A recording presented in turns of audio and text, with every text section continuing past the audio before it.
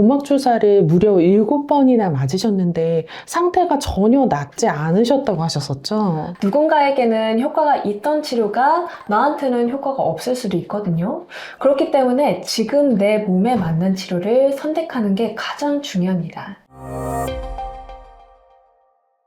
안녕하세요. 진료실의 허심탄회하고 솔직 담백한 이야기를 들려드리는 이비안TV의 민예 원장입니다. 안녕하세요. 김영 원장입니다.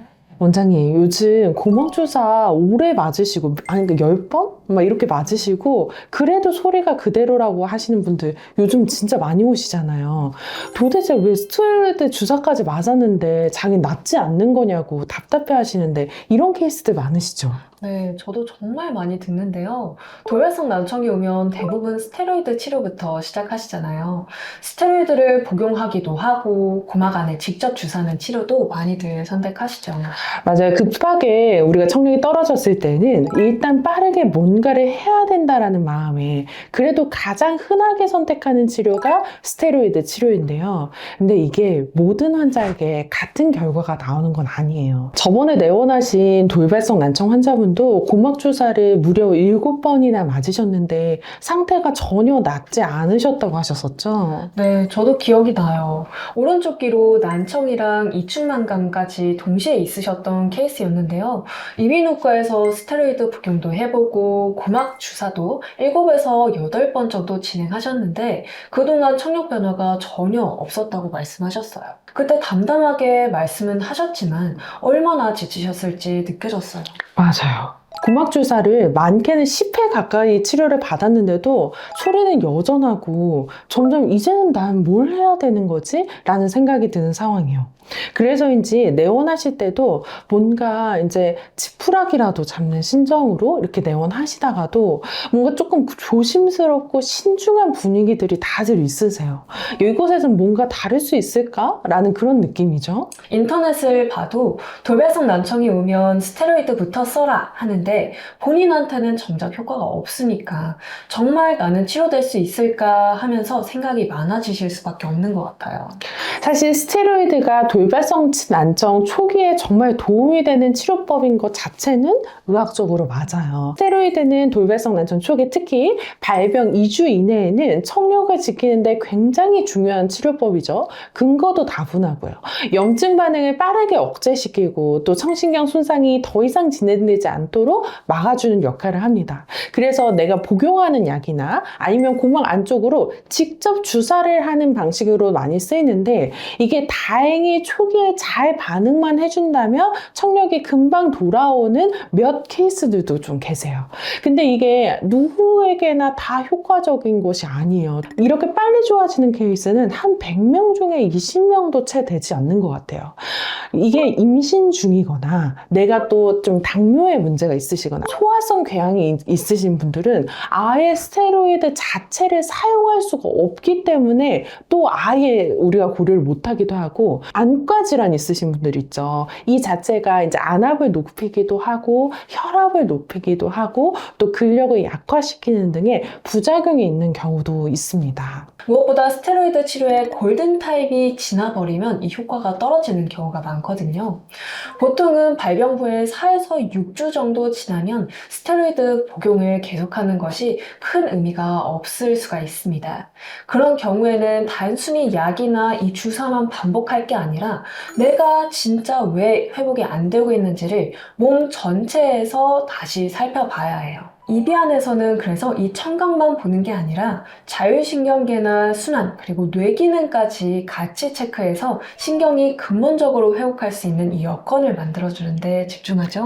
맞아요. 골든타임이라면 집중치료로 신경회복력을 끌어올리고 만약에 이미 골든타임을 놓쳤다라고 하더라도 우리 지연회복기나 이런 후유증기에 맞는 단계별 치료로 전신 및 귀의 회복을 유도하는 방식이죠.